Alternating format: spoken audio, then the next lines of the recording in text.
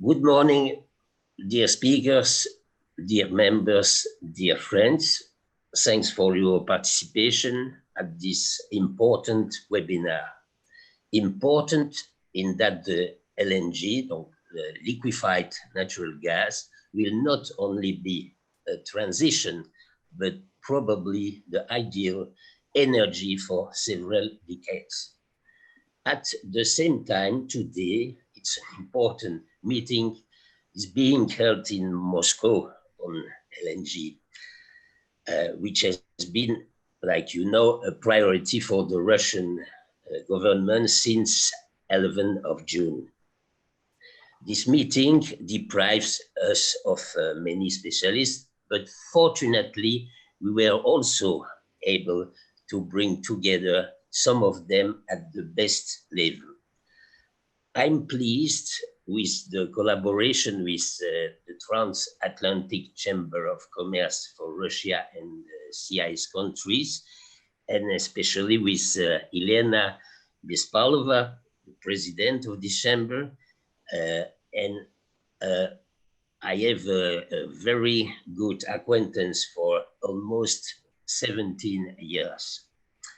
We collaborate often on several marketing studies in Russia before she went to Houston to create the Texas US Russian Chamber of Commerce, already specialized in energy, and finally to go 5 years later to London to continue its activities. And I'm very honored and proud to be member of the board of this chamber in London.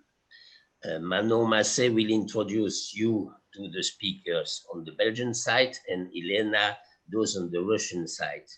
For my part, I would hope for a speedy return to the traditional conferences and networking. Also, the Belgian Luxembourg Chamber of Commerce in Russia joins our efforts and more than ever stay at your disposal. The conclusion of the presentation and debates will be ensured by Elena Bespalova. Now, Manon, you have the floor and hold a good conference. Thank you. Thank you, Arkady. Hello, everyone. So first, just a few remarks on the technical side. So as you've noticed, all your microphones are muted, but you can activate them yourself. So we would be grateful if you did not activate your microphone during the speaker's presentation. There will be a Q&A session at the end of all presentations. And so you'll have two options at that time. Either you can ask yourself a question or you can send them to me directly, and I will ask them for you if you want them to stay anonymous. So that's it for the technical point of view. I will present you now our two speakers from Belgium. So we have the pleasure to welcome Mr. Hany Aouad, who is Sales Manager of Fluxys, and he will talk about the LNG strategy in Europe.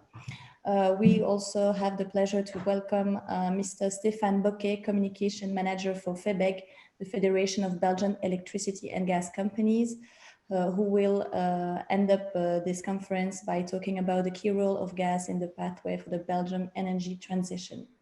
So I let Elena Bespalova to present you the Russian speakers, and then we'll start straight away with the presentations. Thank you. Elena, you have the floor. Thank you. So good morning. TACCR would like to extend its thanks to co-organizers of this event, to Belgian Luxembourg Chamber of Commerce, to Arkady and Manon, and to speakers and participants who joining us today. And I'm pleased to present our speakers from Russian side. So today we have a pleasure to have Andrei Haug from Skolkovo Energy Center, working group on low tonnage LNG. He is also aspirant of International Energy Business, Russian State University of Gubkin.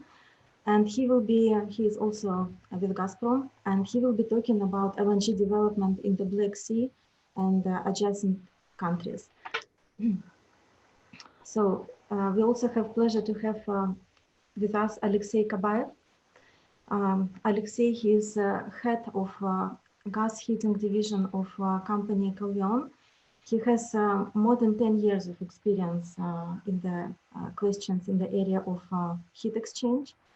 And he will be talking about how to reduce the cost in high capital projects in LNG plants. Okay, thank you, Elena. So I propose we start straight away with our first speaker, Mr. Andrei Haug.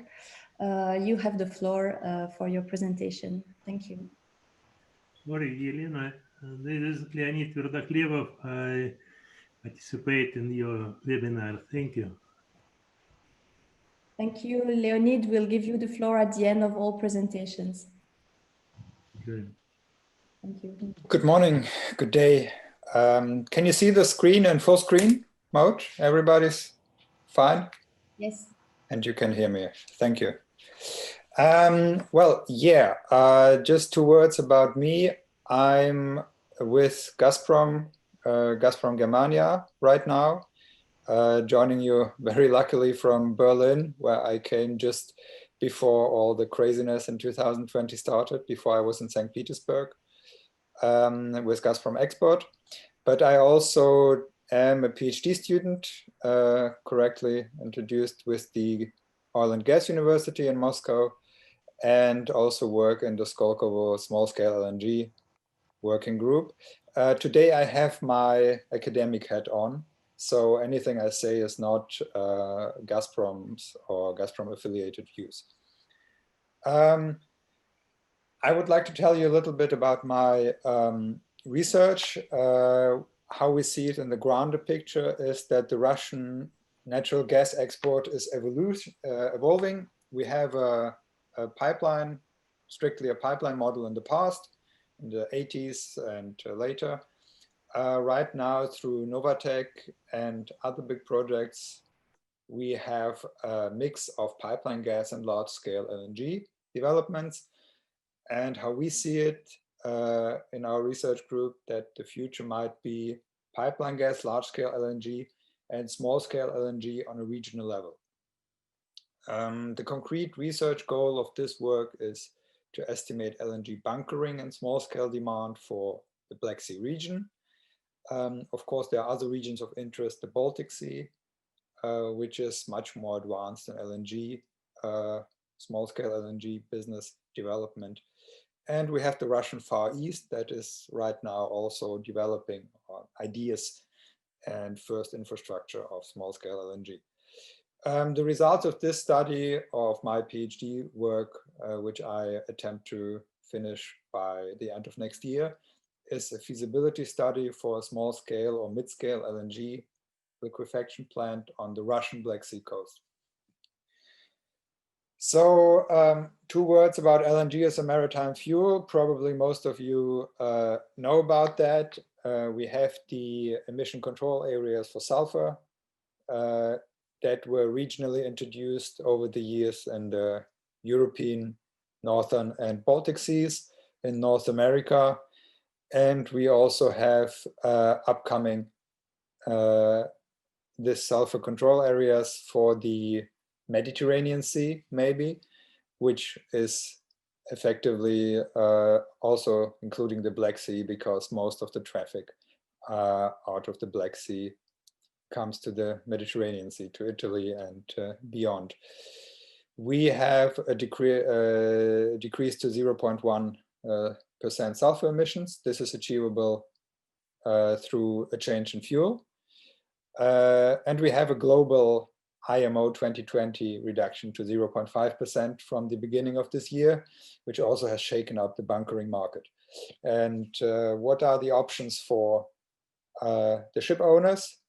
Either you go to a low sulfur normal fuel, the problem is it's expensive, or you introduce scrubbers, so basically filter systems, which is a good solution right now, but maybe not enough in the future when you have stricter norms.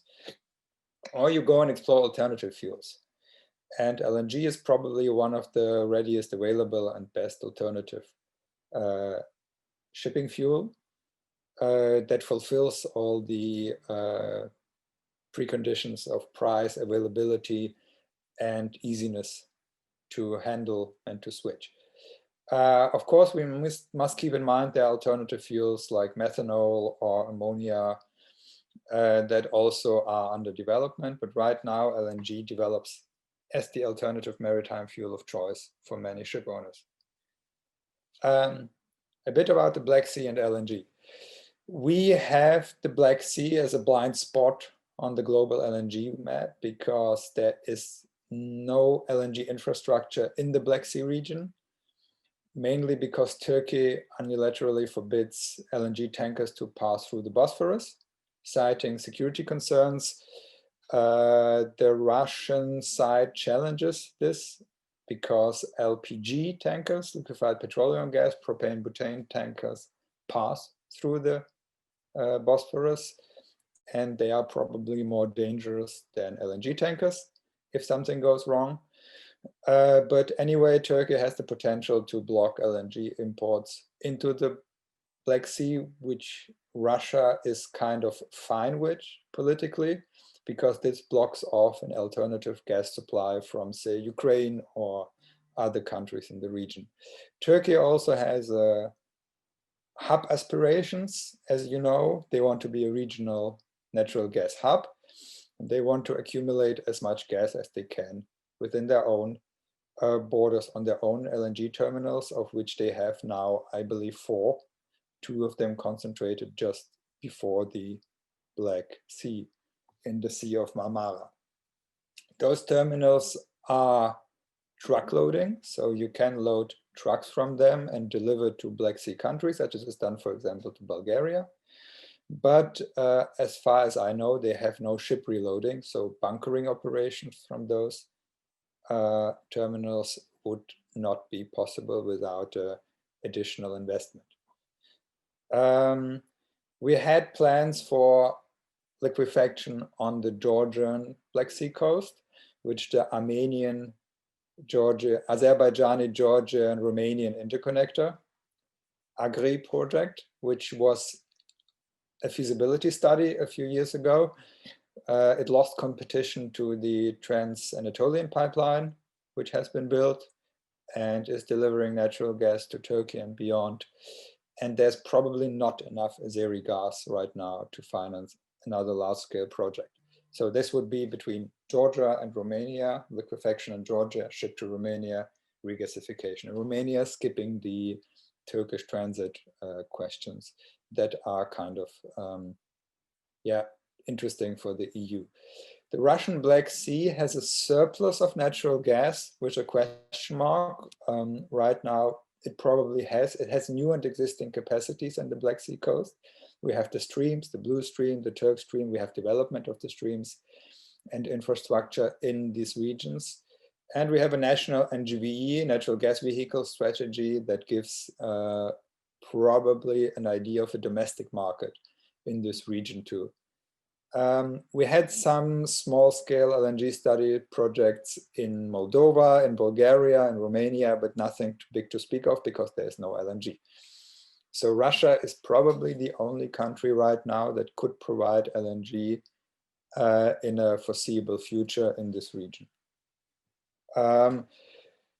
If we look at demand, of course, we have Northwest Europe and lessons learned for the Black Sea. We have a functioning small-scale LNG market in these countries, including Belgium.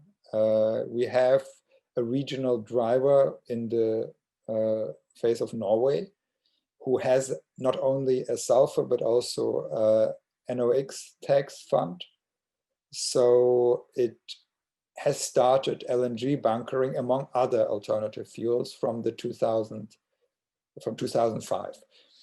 Other regional countries joined with the emission control area, but it really kicked off in 2015 when there were new strict limits for this emission control areas, when everybody in the region started thinking what to do and how to fuel the ships. There has been a lot of state aid. These countries are rich, including Norway and Germany and the European countries. We have a high share of ships that stays within the region, ferries, feeders, which is very important. But right now for retrofitting, for new ships, for old ships, scrubbers are cheaper than LNG. LNG is the way to go probably for new ships right now, but if you have an existing ships, you won't invest in a new propulsion system because that's just economically not feasible. If we look at the Black Sea, we have a pro from the regulation. We have the IMO and the EU regulation about alternative fuel infrastructure in all key ports. We have large ports, especially Novorossiysk is the biggest Russian port, and we have rising volumes. We have bunkering ports there, I will show you in the next slide. We have access through rivers to the hinterland. So technically you could reload LNG on the Danube and Volga rivers from the sea and explore big cities that have no access to LNG right now, to the sea right now. We have an old fleet that needs replacement, but we don't have any LNG infrastructure whatsoever. We have monopoly supplies in the face of Russia probably, which is a problem for some customers because they want to be independent in their choice of the supplier. And we don't have really state subsidies right now. If we look at the regional LNG bunkering demand, we see that we have a big port in Novorossiysk with 2.4 million tons of bunkering in 2018. We have a big cargo turnover. We have other regional ports. Istanbul is a huge bunkering port because the ships wait for the passage through the Bosphorus Canal. And we have probably, in my estimate, a regional bunkering demand of about 6 million tons. If we apply the calculations in comparison to the North Sea and Baltic Sea, where we have about 28 million tons of bunkering, of which Rotterdam, which is probably the biggest bunkering port in the world with 9 million tons. And at the same time, we have around 1 million tons of LNG bunkering in the region, which is already a sizable number, and it probably went up last year. About 3.3% of energy equivalent. Seeing that there are ships right now under construction and in the order books coming, and assuming that the ferries, for example, consume around 15,000 tons LNG per year, we can estimate that the Black Sea, with the right emission regulations, would be about 100 or 150,000, not million tons, 1,000 tons, sorry about that, within the next 10 years.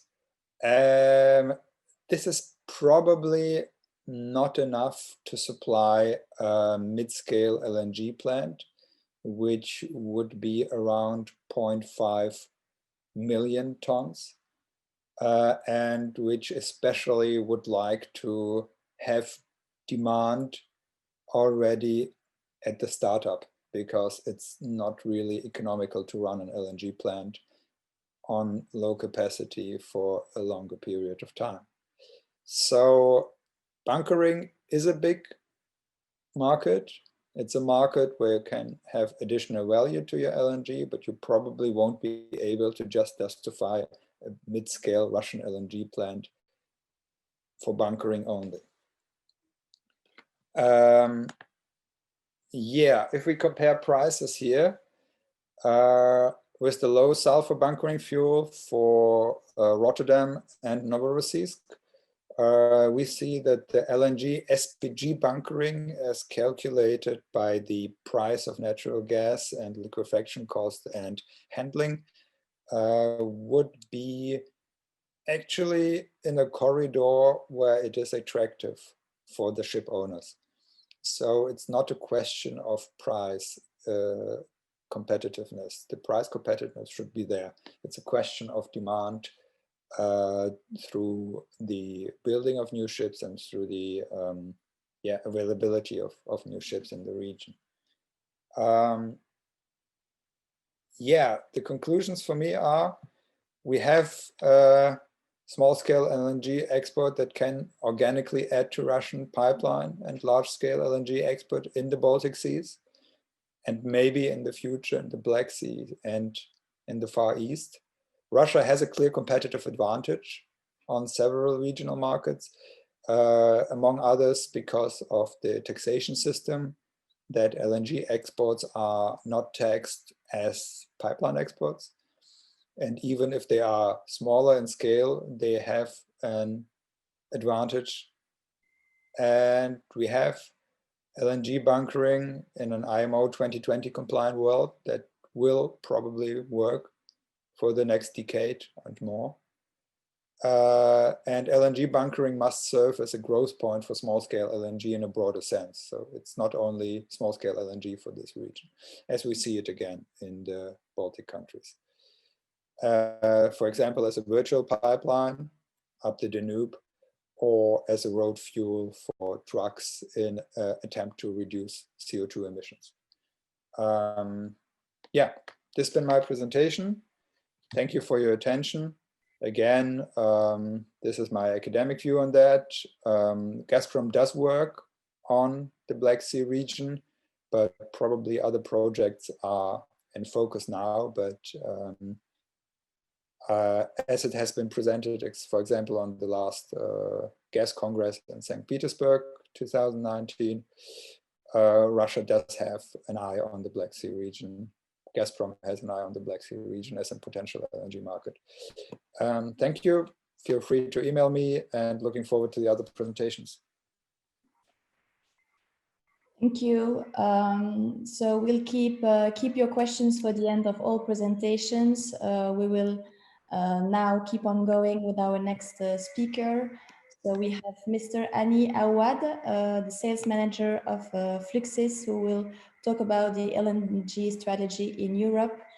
I'll share my screen so you can see his presentation. Thank you, Manon. Ladies and gentlemen, good morning. I will first of all thank the organizer for having me in this webinar on LNG. I'm Hany Aouad. I'm sales manager for Fluxys Belgium. Fluxys Belgium is a Belgian affiliate of Fluxys Group.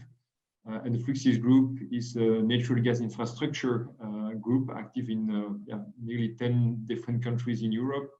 We are building, operating, and selling the capacities in transmission systems, so pipelines, underground storage in Belgium, but also we are operating 2 LNG terminals, one in Belgium, Zeebrugge, and one in France with Dunkerque.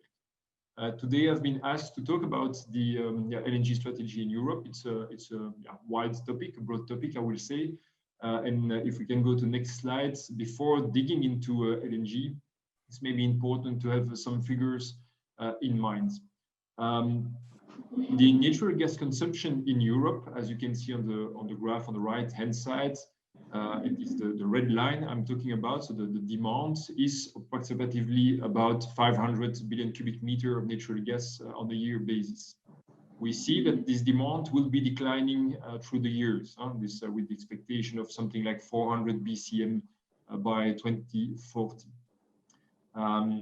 In Belgium, in Europe, there are some domestic production of natural gas represented on the graph with this blue line. But you see that it is rather a small part of the total demand, and this graph of this curve is also declining with the years due to 2 main facts. The first one is that the fields on the North Sea are little by little coming to end of life. So we see a decrease in the production coming from Norway, from the UK, for instance. And the second main factor is the decision from the Dutch government to stop the export of the low calorific gas coming from the field of Groningen due to earthquakes produced in the region by the production of natural gas over there. So the difference between the blue line and the red line should come from elsewhere. These are the green bars you see on the graph.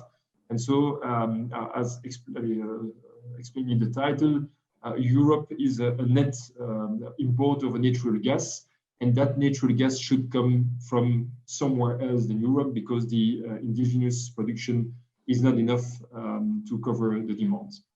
Next slide, please. Two possibilities for Europe. On the one hand side, to bring gas from abroad through pipelines. If we're looking at the statistics in 2090, approximately 50% of natural gas consumed in the EU was imported from Russia. If we're looking to other possibilities, of course, I will little by little talk now about LNG. Sourcing natural gas from far away and bring that natural gas under the liquid form of the LNG is an alternative for Europe to bring natural gas on the continent. Again, if we're looking at a statistic 2090, LNG represented approximately 20% of the gas supply for Europe. Next slide, please. I don't know what is the knowledge of the people around the table about LNG, but let's rapidly sketch what it is. Liquefied natural gas is natural gas under a liquid form. So it means it is methane that is produced in gas fields, as you can see on the illustration on the bottom of the slide. That natural gas, gaseous, will be brought to a liquefaction plant, whereby reducing the temperature of the natural gas to cryogenic temperature about minus 160 degrees, the gaseous methane will be liquefied, which is very easy to be stored. Ultimately, the other main advantage of liquefying natural gas is that you're reducing the volumes by a factor 600. So in an LNG vessel, you can then transport your liquid fuel wherever you want, to then store it in a storage tank under the liquid form, cryogenic, at the destination market. And when you need your natural gas under a gaseous form, you just heat the LNG, and then you produce a bigger volume, 600 times more, a volume of gaseous natural gas that can be transported to transmission and distribution and networks to the destination. So in a nutshell, LNG is a safe, is a rather clean, and is a flexible way of bringing natural gas from different kind of sources, sometimes sources of supply that are far away from your destination market to the places where the demand is located. So it is a good way to diversify the supply of EU. It is an economic way of transporting natural gas. Certainly, this is a rule of thumb that is mainly used in our sector. When you have a distance more than 3,000 or 4,000 kilometers, it's cheaper to transport natural gas with a vessel on the liquefied form than through a pipeline onshore, I will say. And it's also a very flexible way of bringing you natural gas, because if you have a pipeline linking point A to point B, and this is not something that can be changed during the time, a vessel can be rerouted depending on where the market needs your energy. So it's a flexible, safe, cleaner, and reliable way of bringing energy to your market. Yes. If we're looking now at the LNG sources and the destination, you see in this Standard & Poor's Global Platts illustration, the blue circles are the production countries or regions. And you see clearly that the biggest producers for the time being are in the Middle East. And behind Middle East, you can read Qatar. You see also, thanks to recent developments, that Australia is playing a rather important role. And you see West Africa is an important source, and also North America is an increasing source of supply. If we're talking about Russia, Russia is represented here on the graph with, I think, something like 20 MTPA of production. But I don't think that in this graph, the capacity of the latest development of Yamal LNG and the coming Arctic LNG project are taking into account. So Russia is also increasing its share amongst the LNG producers and exporters. If we're looking at the total production capacity, you can count on something like 430 million tons per annum of production. And in Europe, we need something like 85 million tons per annum. So Europe represents only a small part of the consumption. The biggest consumer, represented by the by the red circle, is Asia. And again, here you can read behind Asia, China, South Korea, and Japan as the biggest import market. And this gives you a bit an idea of who is producing, who is consuming LNG for the time being. These are statistics 2019, and the thickness of the arrow represents the importance of the volume. Thin arrow, little volume; thick arrow, big volume. Just to give you an idea. Yeah. Next slide, please. Yes. Now, how are these flows defined, or what are the rules that are driving the flows of LNG? In fact, LNG flows are very, very, very price driven and price sensitive. I have here two graphs. On the left-hand side, you can compare the blue line on the bottom. That is the gas prices, so the LNG price in the US. So you can see that historically, US has always been very cheap for this LNG, thanks to mainly the shale gas production. And so you can count on a gas price around $2 per MMBTU for US sources. The green line is the Asian spot price. So this is the price you may be paying when you are a consumer in Asia, and there you see that there is a big difference. You see a variation from $6 per MMBTU to levels up to $10 or $11 per MMBTU, and it is fluctuating with the years depending on how is the economic growth going. Do we have a mild of a cold winter? How is nuclear power increasing its production in countries like Japan and things like that. And in between those two lines, the blue one and the green line, you have something like a pink one. This pink line is something giving an idea of the prices for LNG applied in Europe. And you see that Europe is in between the US and the Asian price. Now let's have a look at the right hand side. There we only have the European price compared to the Asian price. So the blue and the red line, and we see that the last years, the difference expressed in green on the graph between Asia and Europe is fluctuating from time to time. Like I mentioned with the red arrow, you have an interesting price differential that makes that instead of going to Europe, the LNG cargo will be sent to Asia because the profit for the producing companies are of course bigger in Asia. When you see it is the case this year also, then you will see more cargoes coming to Europe because there is not enough demand in Asia. Currently, we have also a lot of production of LNG available, so there is a kind of LNG glut, and the only place where it is easy to send out this LNG is in Europe because it is a very liquid market. This is very well interconnected, so it is a bit the balancing market on the try to explain Europe needs gas, the requirements in order to have in Japan or in Europe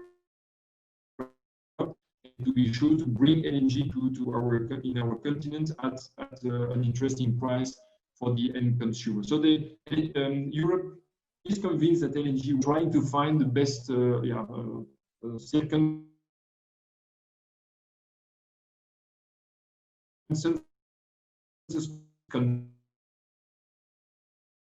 conditions to be an attractive market for LNG in the future. They also looked quite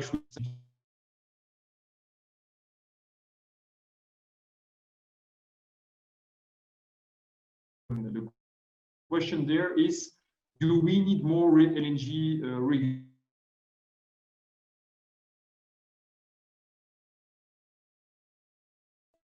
and I'm here again, sorry.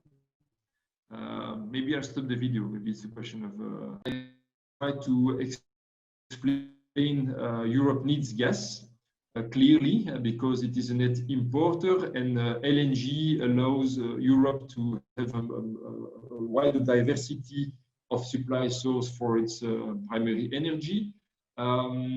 So Europe started in 2017, for instance, cooperations with Japan, because using a bit more than 50% of the energy consumed on the planet. So they try to work together to understand what are the requirements in order to have in Japan, in Europe,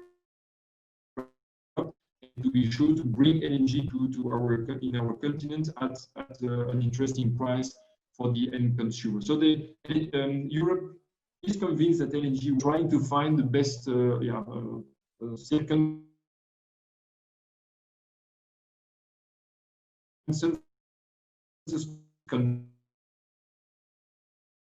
conditions to be an attractive market for LNG in the future. They also looked quite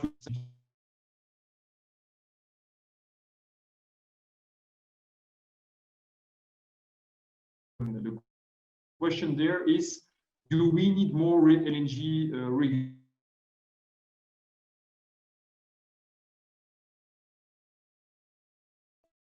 and I'm here again, sorry. Maybe I'll stop the video. Maybe it's a question of transmission. So the question is the market functioning well today, and do we need in Europe additional mechanism to be side? We have the EU Green Deal with the clear ambition to become a near zero CO2 equivalent continent in Europe, allowing for affordable energy, smart transport, high quality food, and so on. So there is a challenge for EU. It's methane, and we know that it's one of the cleanest fossil fuel, but it remains a clean fuel. So there are some challenges against industry requirement of the EU Green Deal, intrinsic characteristics of the product that is something that will be there in the future, not as a transition, but as an intrinsic part of the energy mix in Europe. At gas industry, it enables integration between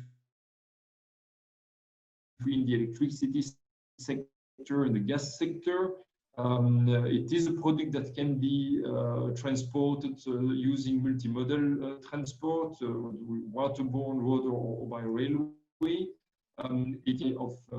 Of EU, it is also a product that can be easily stored. So these are intrinsic qualities of natural gas compared to the competitors. And so it's an energy that is intrinsically something that is intermittent. Also, as I mentioned, even if it's a fossil fuel, a natural gas fuel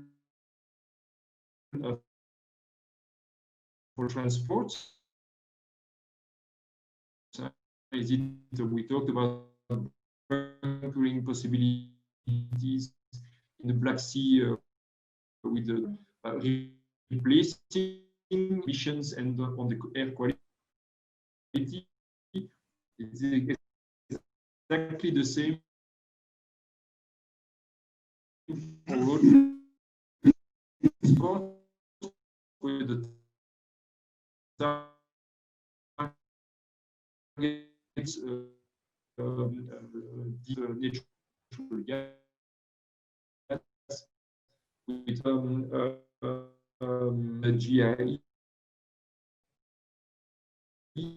gas infrastructure Europe for the existing LNG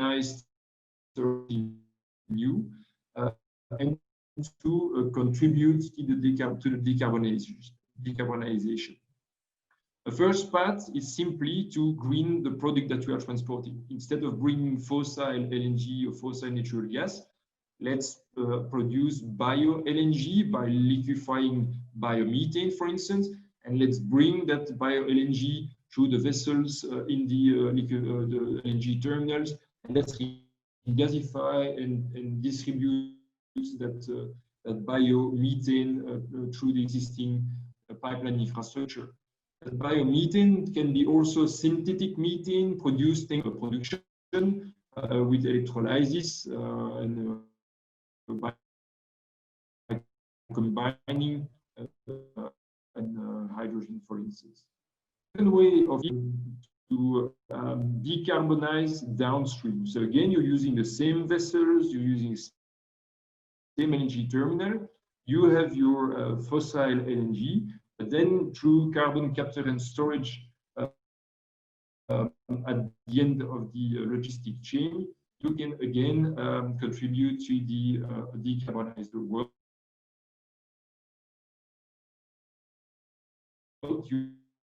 using existing infrastructure. The third part, of course,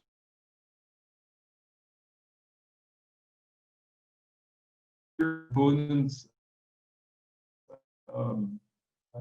within another molecule, then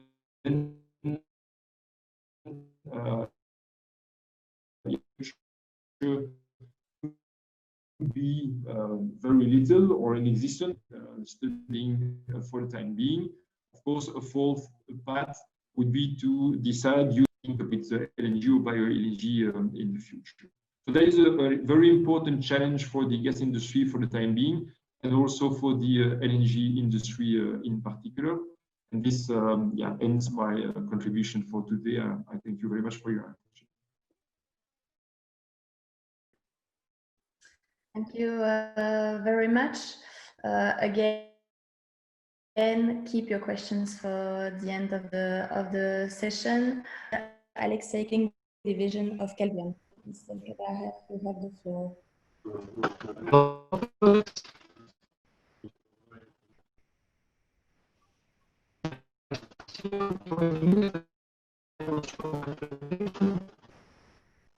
Okay.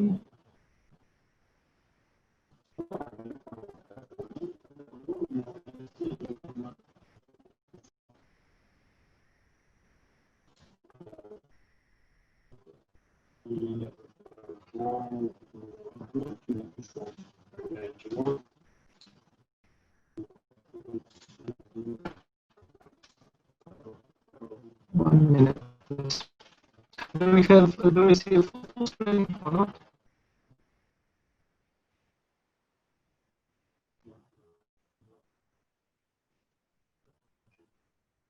Hello.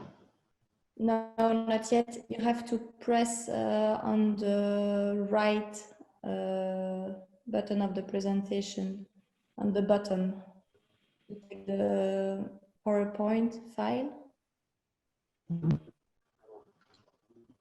Yes, here at the bottom, on the right.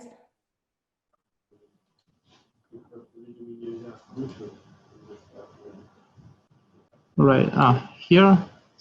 And oh, okay, good. Yeah. Okay, let's begin. Once again, my name is Alexei Kabaev. I'm head of gas and chemistry branch, and today I would like to show you our technology for air-fin coolers for LNG. A few words about Kelvion company. We have a long history from 1920. This year we celebrate our anniversary, 100 years. And I think some of you maybe know our previous name, GEA Heat Exchangers. A famous company, a lot of years of experience. We have a lot of manufacturing capabilities worldwide, and for example, in Russia, we have several production sites where we produce plate heat exchangers and do assembly on air-fin coolers. Our experience in LNG projects worldwide is very interesting. We supply our equipment a lot of production site. And for example, for Russia, we supply airframe coolant trains for Sakhalin, for Yamal LNG, mostly for Novatek. And what's interesting in airframe coolers as a heat exchangers, together with Technip FMC, Wieland, and Kelvion, we offer to the market Diesta tubes. Diesta tubes applicable for different kind of industries, but for LNG, because they use a huge, a lot of airframe coolers and for different application. What does it mean, Diesta? Diesta is a dual internal and external structured tube for airframe coolers. You can see in the screen special enhanced internal tube surface and enhanced external thin surface. Here you can see test and practical measures of Diesta. Yellow color, yellow line is a test, and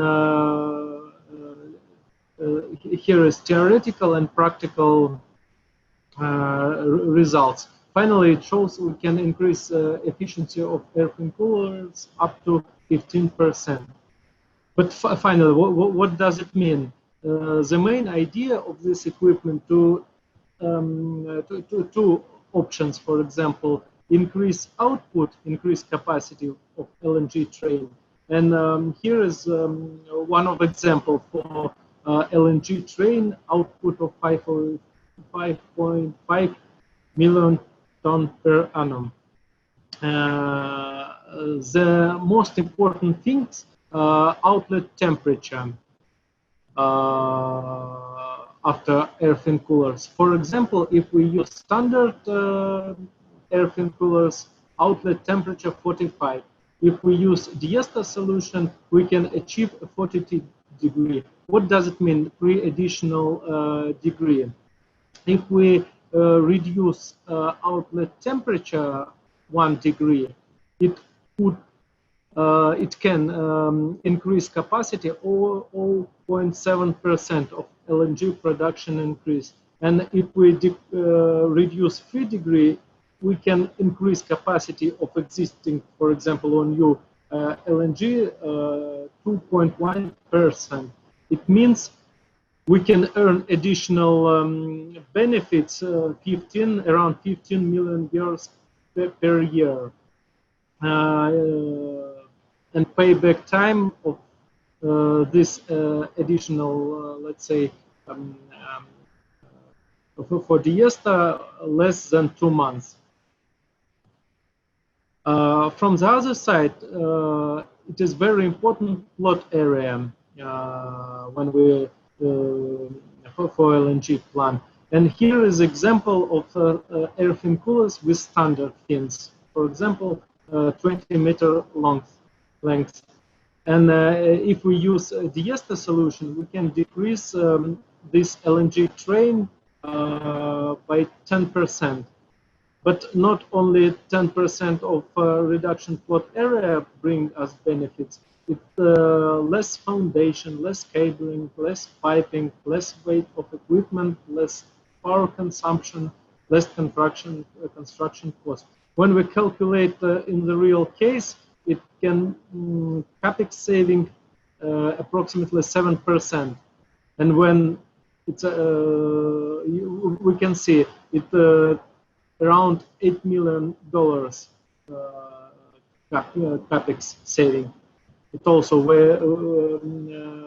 very important because our previous speakers said anyway this market is competitive market, and we have to use efficient equipment to reduce capex when we build up new production sites. And from the other hand, we have to increase capacity. And our equipment can offer you all of this option.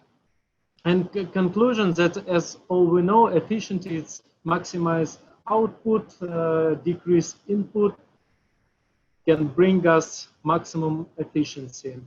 Few words about our portfolio. Anyway, airfin coolers, it's very important kind of equipment, but we produce a lot of other kind of heat exchangers, plate, shell and tube, and some of them can be used in LNG too.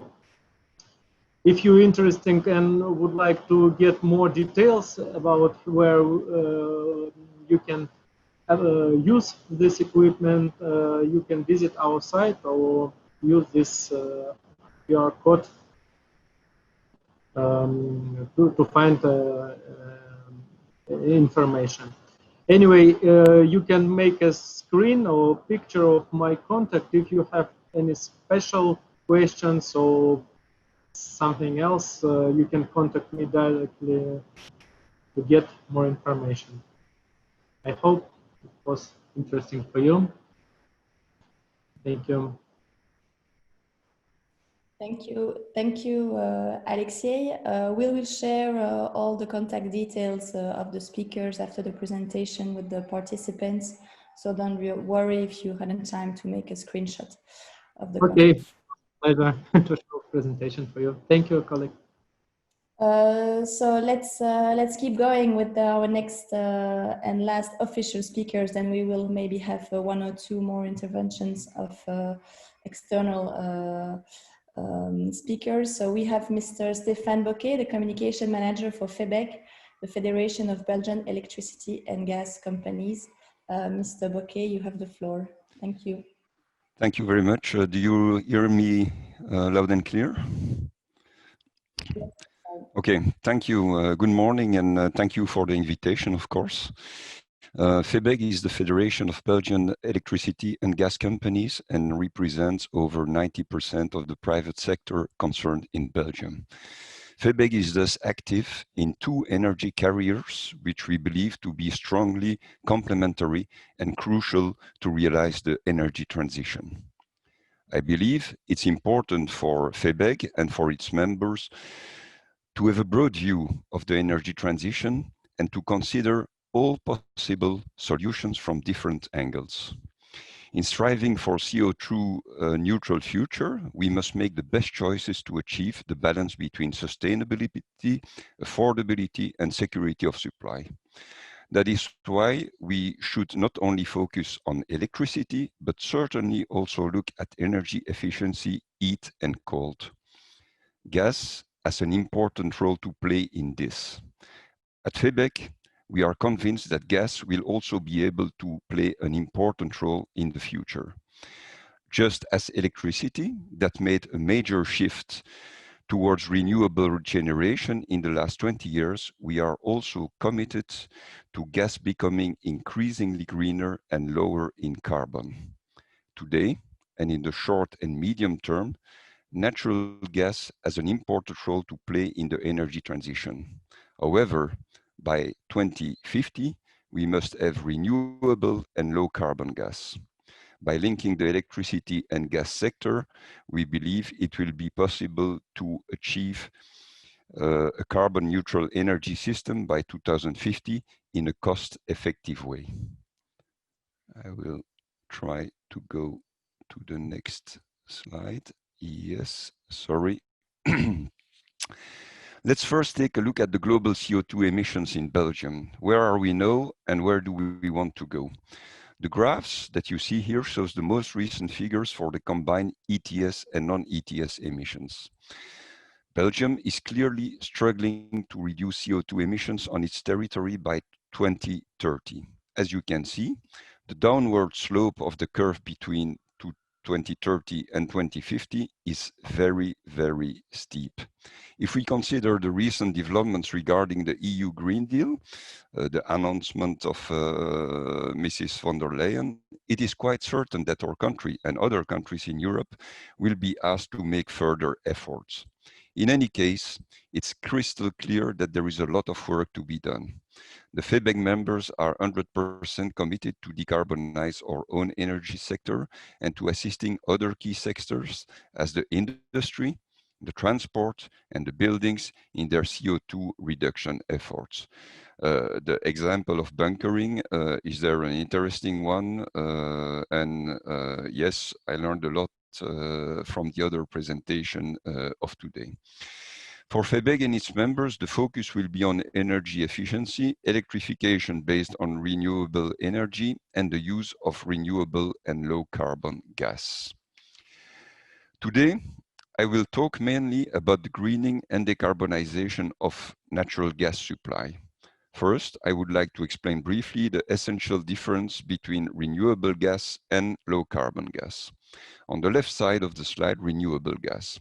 This term is used for gas generated from renewable sources. These are firstly gases of biological origin. This means biogas produced by fermentation of organic material. This gas can be upgraded to biomethane with a composition much like the one of natural gas, so it can be injected and blended in the classic natural gas network that can, of course, receive gas from pipelines or from LNG. Secondly, the gas is produced from renewable electricity. Green hydrogen is there produced by directing an electric current of renewable origin through water. So PV panels or windmills that generate electricity that is used for electrolysis, which releases hydrogen. This green hydrogen can be used as a fuel or again mixed with natural gas. On the right side of the slide, low carbon gas. This is the classic natural gas, whatever its origin may be, pipeline or LNG, and where the CO2 released is captured and stored or reused, CCS or CCU. Several Febeg members are working hard on these different decarbonization tracks with a focus on more power to gas and CCSU solutions. There are benefits of maintaining gas, LNG, pipeline gas in the system and to decarbonize it. Keeping progressively decarbonized gas in the energy system offers several benefits. Let's focus on the three main ones. The first benefit, gas can replace more carbon-intensive fuels, for example, in sectors that are difficult to electrify.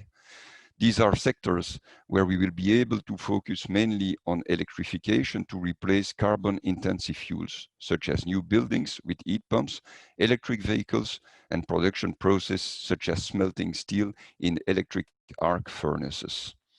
However, other sectors will be very difficult to electrify and will continue to need gas. We therefore need to focus on renewable and low carbon gas. Examples of this are industrial processes that need high-grade heat, such as the glass and paper industry or the heavy freight transport, the bunkering, which we were talking about earlier in the other presentation.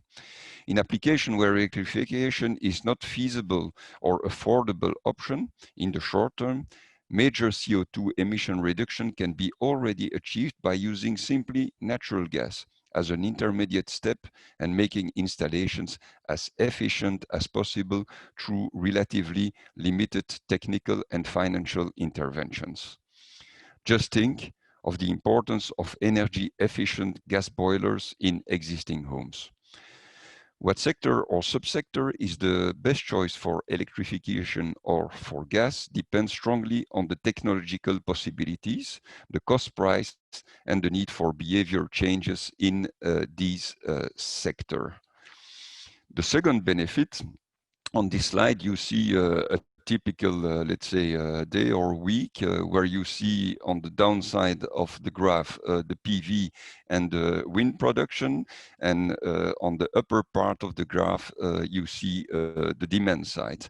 And what you see is that to fill this gap there is an enormous amount of energy needed, and you see that you will not solve that with car batteries, with pumped storage, you need much more power to address that kind of situation.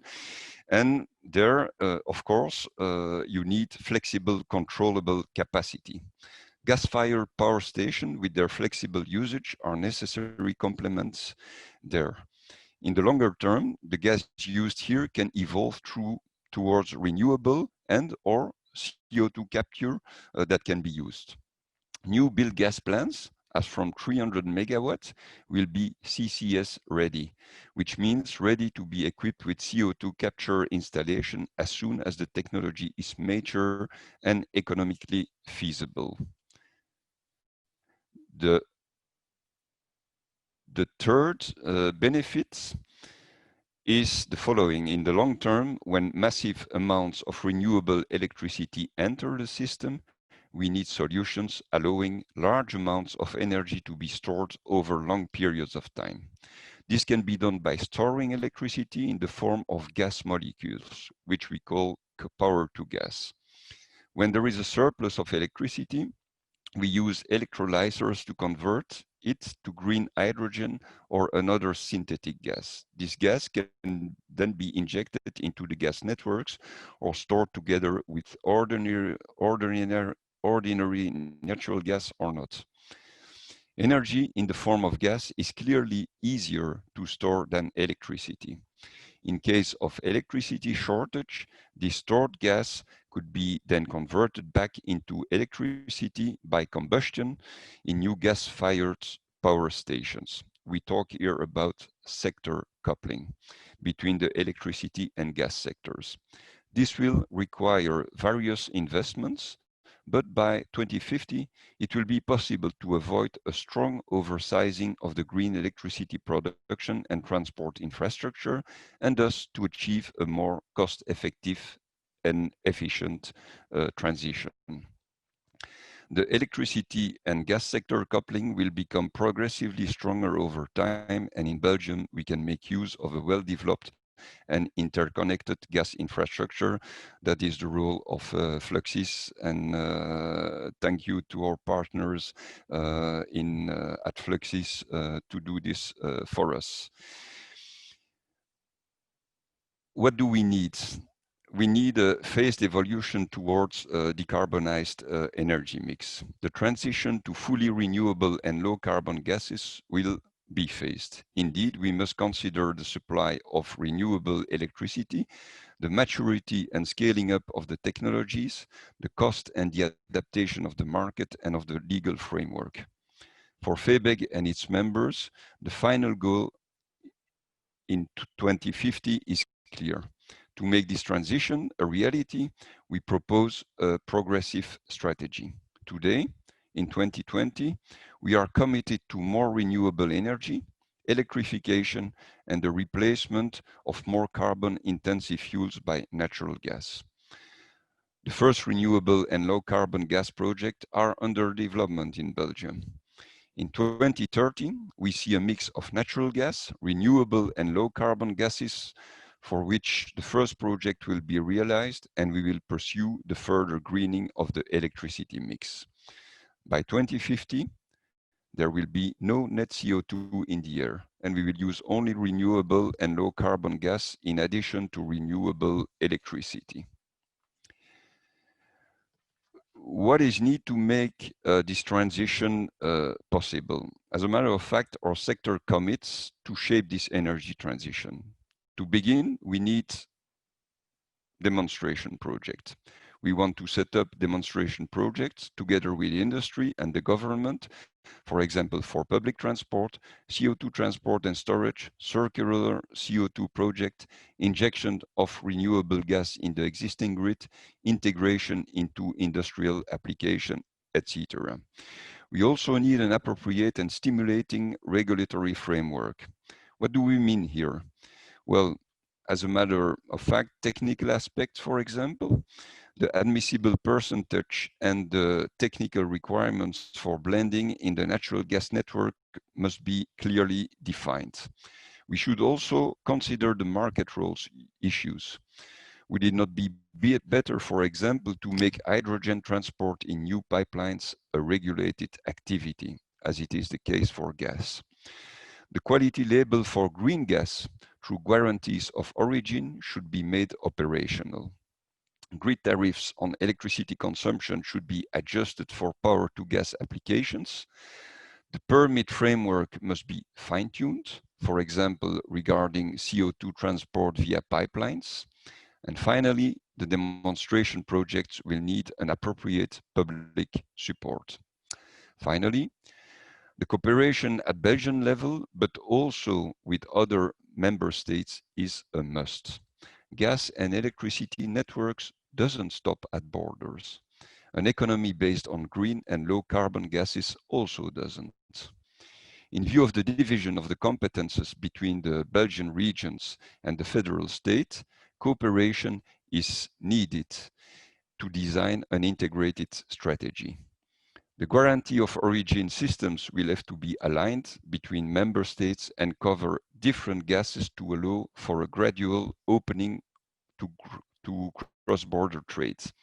Agreements on the transport of gases such as CO2 across borders or on the quality of gas in the interconnected natural gas networks will be necessary. Thank you for listening to me today. We know that there is still a huge work to be done for an affordable and effective energy transition. But we are convinced that gas, coupled with electricity, will here play a crucial role. Thank you, Stéphane, for your presentation. And so this is the end of our official program, let's say, but among our participants, before we go on the Q&A session, I would like to give the opportunity to Leonid Tevdochlev, who is 50 years in Russian and oil and gas industry, founder of UKOS, head of energy policy of Russian State Chamber of Industry and Trade. Well, the occasion to speak a few minutes about the reserves and production of helium. Leonid, are you here?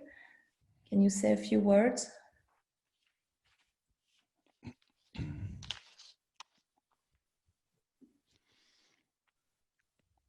Thank you very much, Manon. I'm very glad to see you and my colleagues from Russia and Europe and from Europe. I would like ask Elena Bespalova, and can you help me translate my presentation, Елена? Включите звук, пожалуйста, Лен. Ирина, если можно, включите звук свой. Параллельно можно это сделать? Вот, слышно? Да, я буду очень рада помочь вам перевести презентацию. I will be very glad to help Leonid to translate. Уважаемые коллеги, мы говорим сейчас о сжиженном природном газе, имея в виду углеводородные газы, но среди природных газов имеется еще один очень важный химический элемент газовый, это гелий. So, dear colleagues, I would like to bring to your attention that among other natural gases that we are talking about today, there is another gas which is very important, is the helium gas. Сегодня в России есть единственный гелиевый завод, который построен на Оренбургском газоконденсатном месторождении. Громадное месторождение с великолепными запасами, несмотря на то, что оно эксплуатируется уже 50 лет, тем не менее запасы Оренбургского месторождения очень велики. Однако концентрация газа в Оренбургском, газа гелия в Оренбургском месторождении составляет всего 0,05%. Это очень низкая концентрация. Однако мне пришлось работать в Западной Сибири на Юрьевчино-Тахомском месторождении, и поэтому как член Центральной комиссии очень глубоко знаком с состоянием и запасами газа, нефти, конденсата на месторождениях Восточной Сибири. Конкретно о гелии. Если смотреть...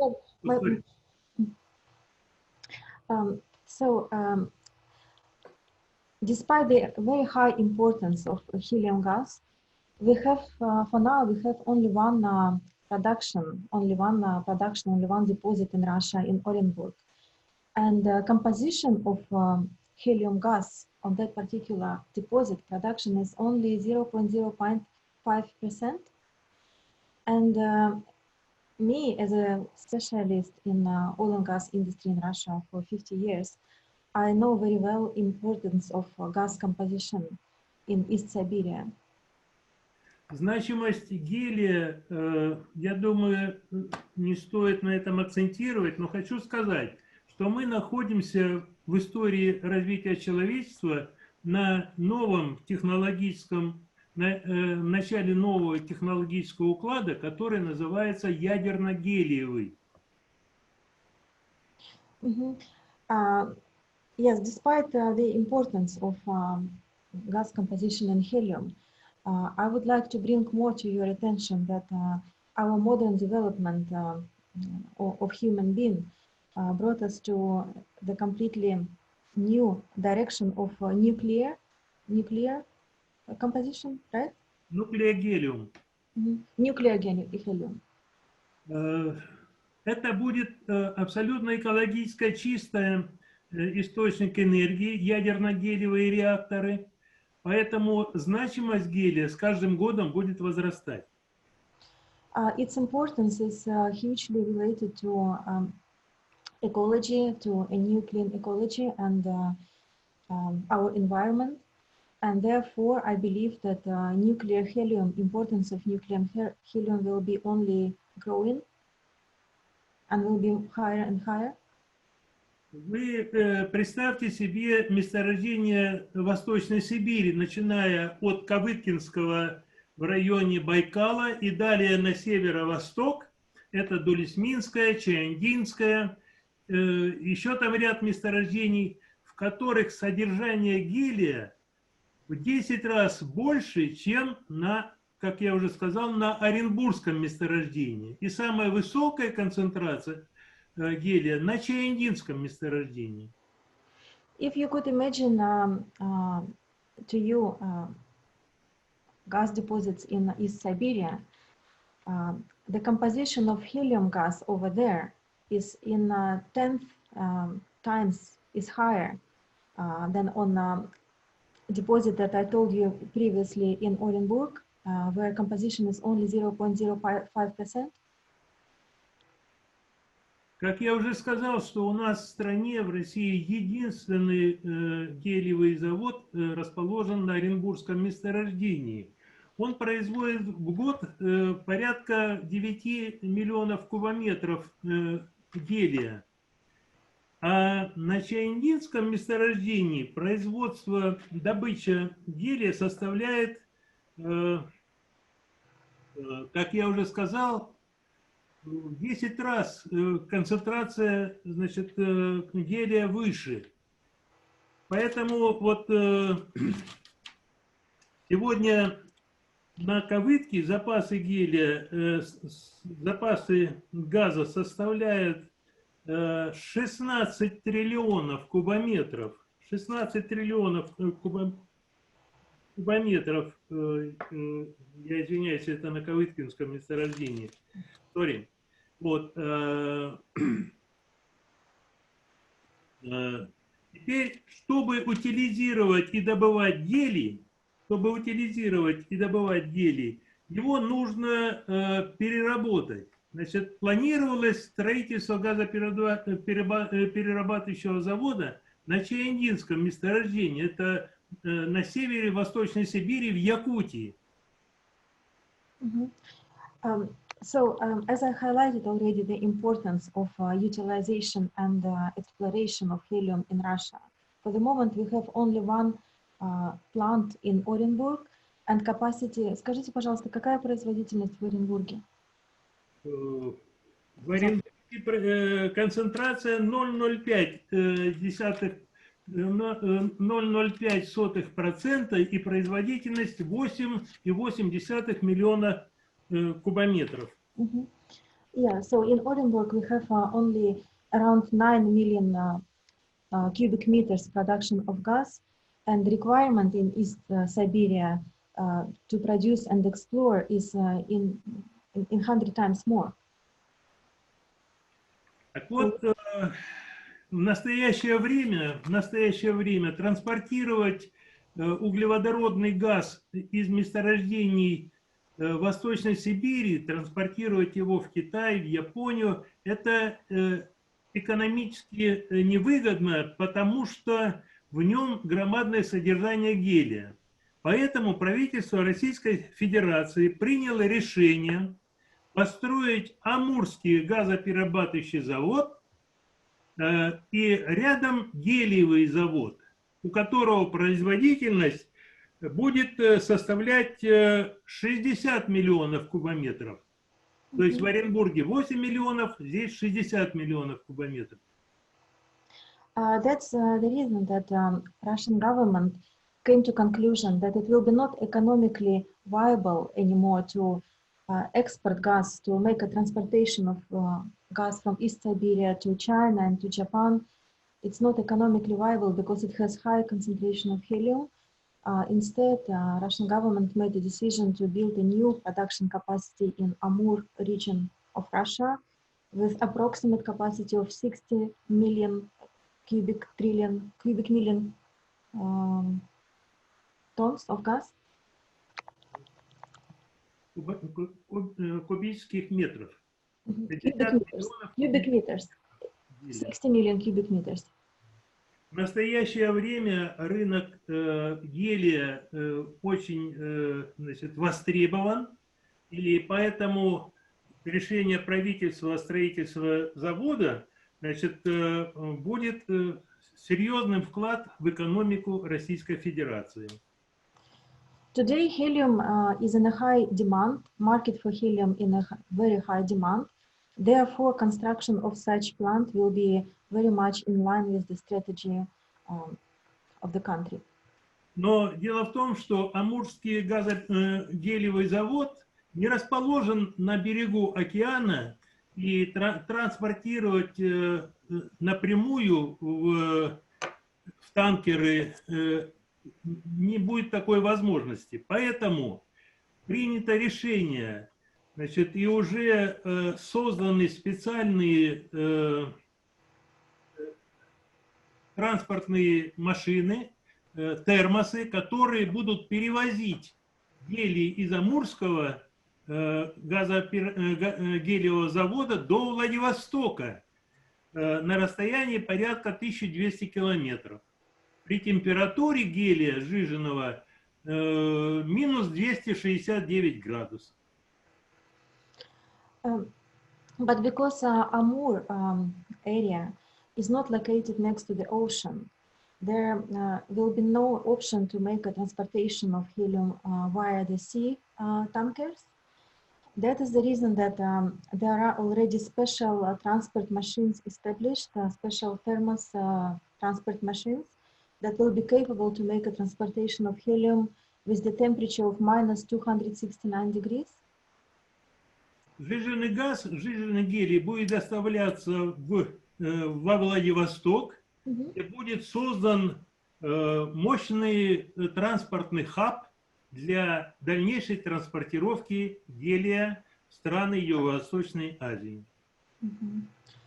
So liquefied helium will be transported to Vladivostok, and as such, a very important hub will be established for further transportation of helium gas to the countries of Asia, of Eastern Asia. Коллеги, у меня есть очень маленькая картинка по поводу вот этого хаба. I have a very small picture of that hub. Вот, где показаны основные направления, откуда и куда и в каком объеме. Видно его, эту картинку? And from here you can see the main direction, main routes, and how much and in which quantities of gas will be further transported. Я благодарен организаторам и Елене Беспаловой.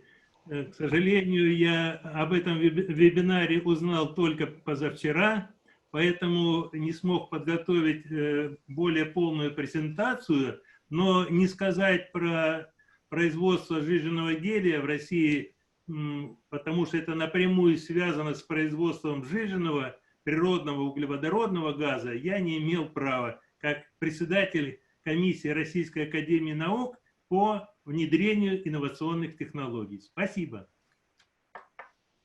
I'm very grateful for that opportunity to give me a couple of words to speak. Unfortunately, I found out about webinar only a couple of days ago, therefore I didn't have a chance to prepare properly for a presentation. But I couldn't miss the opportunity to communicate to you the vital importance of helium gas, because it's a strategically important gas, since we talked today about liquefied gases.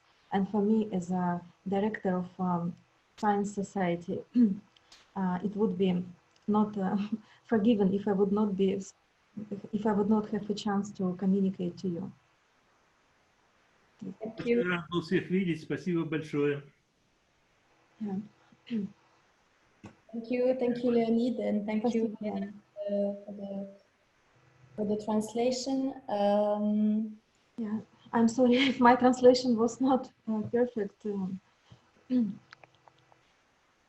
No, it was all right. Thank you, Elena. Just let's before Q&A question, we don't have much time left, but we just wanted to introduce you also among our participants with Christian Cloetings, who is a Belgian and international expert in energy security, with 30 years of experience in energy, with a special emphasis on Russia and the United States. I don't know if you want to say a word, Mr. But if you wish to have the floor, otherwise. Yes. Yes. Do you hear me? Yes. Yeah, okay. So thank you for giving me the opportunity to say a word to an extremely interesting seminar. I would like to make some very short points. First, I think that in the short and medium term, there are excellent prospects for natural gas. I mean, in the short run, we need only to see what is happening in the Netherlands, and clearly there we are going to have a further need for gas imports. In the longer run, clearly there decarbonization is the flavor of the day. You have two technologies. One is pyrolysis, and you have been hearing that Gazprom is also trying to promote this idea. You have reforming. Reforming, I mean, the technology is there, so you can produce hydrogen tomorrow. The only problem there is CO2. And as you know, carbon capture and storage has not been making huge progress in the European Union. You have been subsidizing various projects, but it is still a technology in the coming. And I must say that, you know, we have been trying to convince Gazprom that it might be interesting in the longer run, instead of being only a natural gas exporter, to be also partly a nitrogen exporter, because by the end of the day, the only technology for carbon capture and storage that is working currently, and there is a project that has been going on in Sleipner in Norway, is to use reforming and to use then the CO2 you produce for enhanced recovery of gas and oil. This is a technology that is making sense. It's being used today already, and from the economic point of view, it is competitive. I mean, there are potentials for Russia to export hydrogen, and you might have been hearing, for example, in the whole Nord Stream 2 debate, then this pipeline would be able to transport a blend of 70% of hydrogen and 30% of natural gas. So the possibility do exist. Now, if I would like to turn to LNG and make maybe 2 or 3 points. I mean, for the European Union and for the European Commission, LNG, an energy strategy has been important since 2016.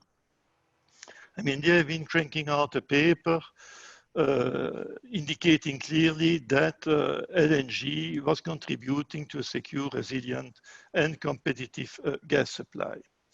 But here I would like to make a point. Diversification, there we need to change the concept, and the diversification concept of the 21st century is no longer based on long-term contracts. So what we call diversification now is to keep all our options open. So if we are in a liberalized market, and so this market currently in the EU is very flexible, and this creates some problems for the financing of new LNG infrastructure. And you might have seen that currently you don't have any new LNG infrastructure in the European Union that is possible to be developed without having huge subsidies. If I take, for example, the famous Świnoujście LNG terminal in Poland, well, they got about 400 million euros of European subsidies. If you take the Kirk terminal, they've been getting about 140 million euros of subsidies. If you take an upcoming maybe terminal in Cyprus, there again, there is a commitment that the Commission would be or the European Union would be providing more than 100 million euros of subsidies. Why? Because currently really we have a very flexible market. And you have been listing this, for example, if you take Klaipėda, you know, this terminal in Lithuania, where they got also about, I think, state aid from about 400 million euros. The purpose of some of these terminals is like a kind of Damocles sword that you put above pipeline gas. And so, I mean, you have Russian gas, and you have been hearing the Lithuanians saying it loud and clear. This terminal has been contributing to put a ceiling for the price for Russian gas. So this doesn't mean that you are necessarily going to use this terminal at 100% of the capacity, but you use it as a menace to try to keep the prices of competition in line. But clearly, if this is only a menace, and if you don't have the certainty that this terminal is going to be fully utilized, then no private operator is going to put money in it. And that's the reason why most of these LNG terminals currently have to be financed for a large chunk. If you take the Kirk terminal, I think, you will have about 85% of state and European subsidy and 15% of equity. And I think that even the equity is coming from a public company. So good prospects for LNG, but the financing of infrastructure and upcoming infrastructure is very difficult. Do we need more infrastructure? That's the question. I think we have currently, and we heard it in one of the presentations, we have about 220 BCM of capacity. In 2018, the degree of utilization was about 25%. Last year, we were very lucky because in 2019, we went from 50 BCM of imports of LNG to about 100 because the Asian market went down, and clearly the European Union for LNG is really what I would call a market of last resort. So I would see good prospects for LNG, but it is going to be very difficult to define how much LNG we are going to import, because there clearly this will be dependent, I would say, of the invisible hand of the market of Adam Smith. Thank you. Thank you, Mr. Kluntings. So this is the end for our presentation part. We are a bit out of time, but still, if there are some questions, please raise your hand, or you can have the floor. You can also write them in the chat. I know there was one question from Elena Medvedeva, if she wants to ask her question herself. Elena?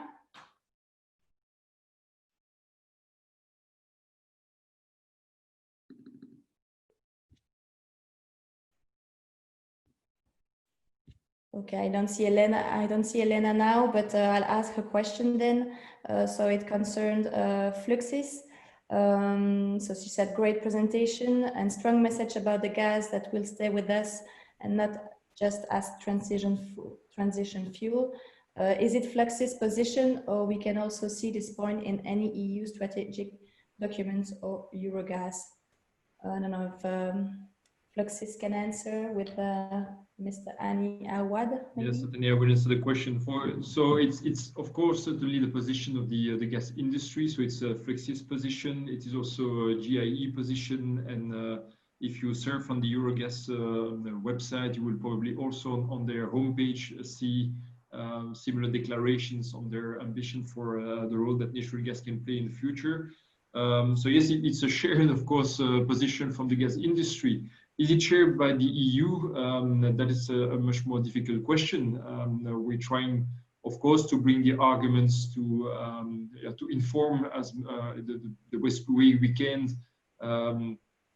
the Commission in order for them to take the right decision based on the right elements. Now, I wrote lately that the Just Transition Fund that is going together with the Green Deal. There is some money available, for instance, for gas infrastructures, as long as you're coming into the families of the biomethane development, innovative gas solution, renewable gas over hydrogen. So there is funding available to try to find a way of not only using the current fossil natural gas that it is today, but also to keep using gases and also natural gas in the future energy transition. Okay, thank you. Are there any other questions? We are past time, but if not, I'll give the floor to Elena for conclusion, and don't hesitate anyway to ask questions to our speakers. I will share then the contact with you and the presentation with all the participants. Thank you. Elena. Thank you, Manon. Me and TACCR would like to conclude the event by thoroughly thanking the organizers, Belgian Chamber of Commerce, speakers and participants. All the presentations were so important, so interesting. And your participation of all of you is so valued, and your input is so greatly appreciated. And I'm sure it will provoke new connections and new ideas, which we would really like to hear from you in future. Any new ideas for future events, future webinars. And we will follow up by sending everyone presentations. If needed, we will also make a translation like Febeg. And we will, if necessary, please ask us. We will send the recordings as well.